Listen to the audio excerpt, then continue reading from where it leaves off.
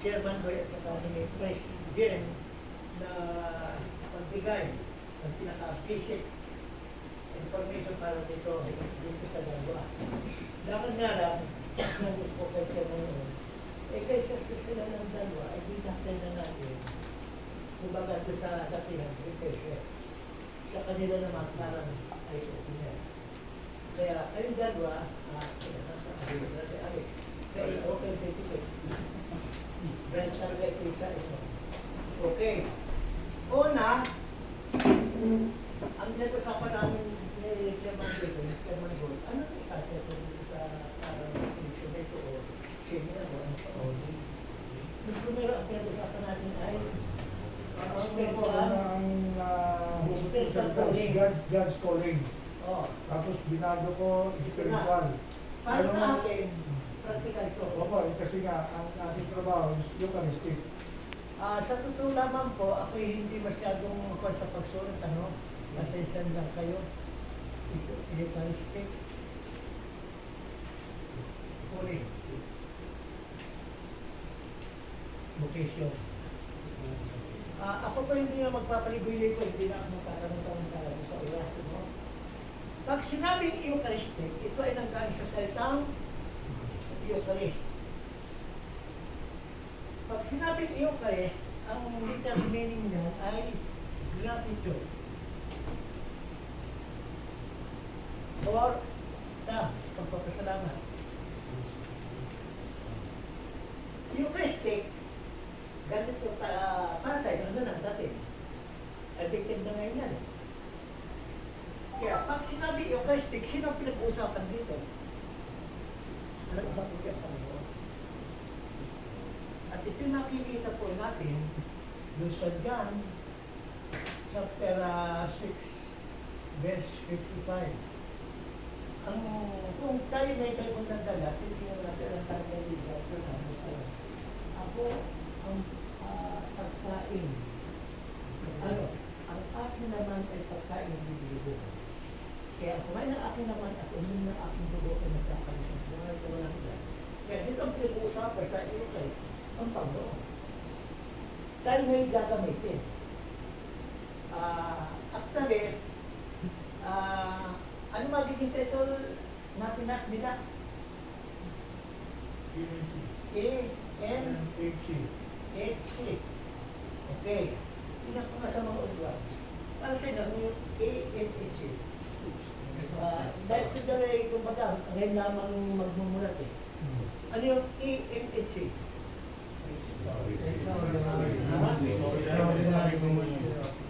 Ano yung ang talagang tama? Eucharistic, Holy Communion, or extraordinary. Ano ang talaga mas accurate? Eucharistic. Eucharistic or extraordinary? Eucharistic.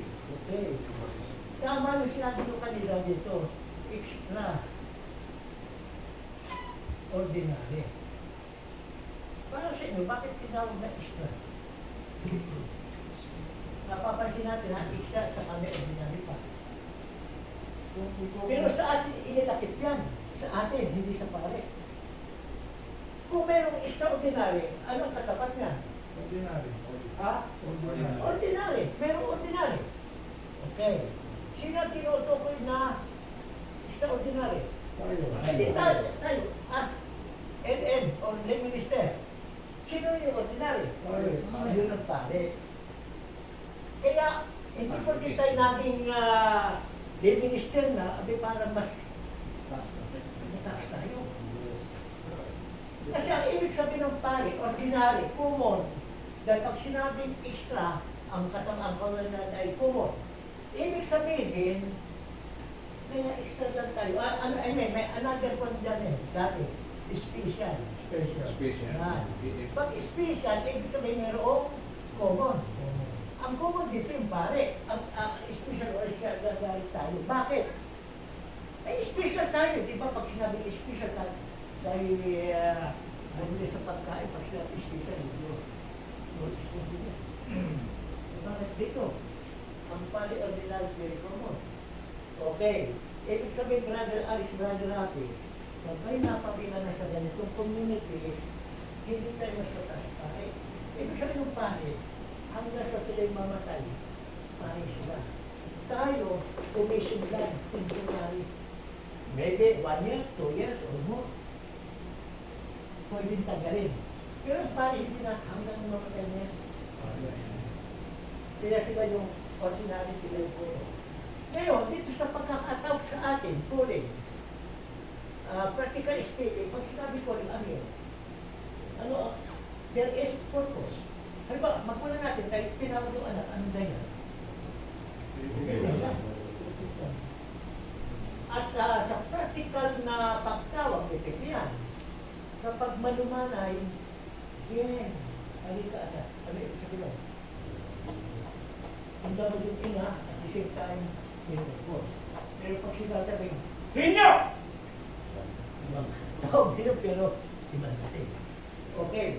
Dito, pag sinabing coding, yun nga yung vocation. Eh ano naman yung vocation? Yan ang coding. Eh ano, saan na? Iba ang dalawa. Pag sinabing coding, parang bagang common conversation na, common communication. Pero pag sinabing vocation, we do differ. Halimbawa, ngayon ang pare, vocation na. Pag lumaki, vocation na. O, ano ba? Si Brother Kim, nag-asawa. May asawa ka na, no? Ilan? Yan, depende yun, ha? Depende. Pero yan ay vocation din. Lahat tayo yan ay vocation. Iba-iba lang ating vocation. Gaya na kamag-anak rin eh. Ito ay nasa Mercury. Vocation na yung pagiging plano. Dahil lang, dati ay vocation. Pero dito, dahil ang pinag-usapin yung Christ, identify tayo kay Jesus Christ. Ano ibig sabihin nun? Eh, tingnan po natin. Anong pinaka-islogan natin pag tayo gumaganap na sa tinatawag na apostolate? O, Brother Alex, ikaw ba nakahawak na yung Christ? Possible, ha? O, tika, muli. Anong tawag natin dito? Yan yung pinipili natin. Ha? Anong tama? Ostya o Eucharistia? Dapat ito may familiarity tayo yan. Alam natin kung ano isasagot yan. O, Brother Alex, dahil ikaw yung piprepara nito. Pag minsan, ikaw naglalagay nung kung ano mang itatawag natin. Sa Siborio. Okay. Anong tawag natin dyan? Ostya o Eucharistia? Hostia pa siya, wala pa consecrated. Hindi pa consecrated. Hindi pa? Hindi pa consecrated. Hostia pa lang siya. O. O kamag-anak, ano ang mas tama? Yung Ostya o Eucharistia? Marami rin minister, hindi alam yan. Kaya nga, itong dalawa, hindi mo nasasabi kung anong talagang kayo, ha? O, Brother Tony, Eucharistia o Ostya? Ostya. Yan, Ostya. Kayong dalawa, hindi ba? Eucharistia. O, kabayan. Ostya rin, o. Brother Paul. Ostya rin. Okay. Sa mga buwan galang, majority ang Ostya sinabi. Yan ay mga, ilang taon na yung mga minister yan. Diyan. Ang tagang tawag dito, kaya na sinabi ng dalawa, kapag consecrated nila, yan ang Eucharistia. Pero, kung yan ay may tinapay pa lang, ipuponsecrate pa lang, yan ang Ostya. Kaya marami sa atin, dapat para tayo ang magbigay dito naman. Brother din, ay alam na eh. Pare, ito yung bibigay ko lang yung isip mamaya yung posisyon.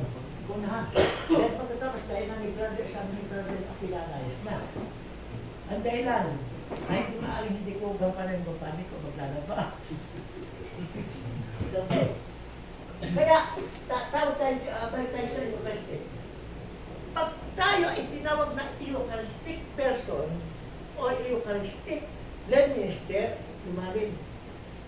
Ibig sabihin dyan, alive, dynamic, and then active. Tingnan natin ha. Sabi ni San Pablo, Colossus, chapter 1, verse 15 and 18. Sino may Bible sa inyo? Hindi, kayo. Hindi nakapunta siya yun, ano tabi dito? English.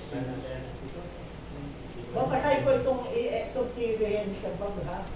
Derives from Colossus chapter 1, verse 15, verse 15 and 18. Ang sinabi na ito po'y tandaan natin mabuti, ha?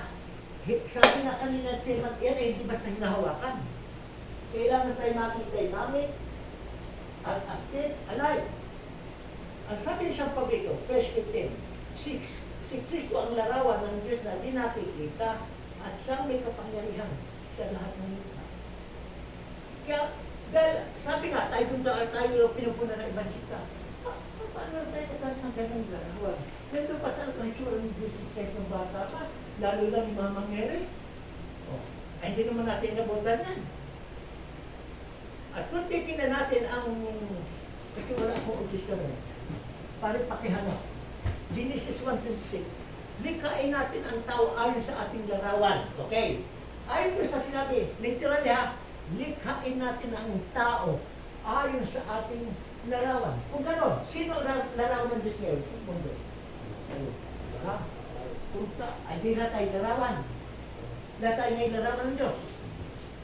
Sino ito ang hindi tao? Meron? Brad, mawalan ka lang, tao ka. Kaya, nilalawag ka ng Diyos. Kung gano'n, ang Diyos pala maraming mukha. Brother din. Maraming pala mukha. Iba si brother din, maganda lalaki. Ako na yung maganda rin lalaki.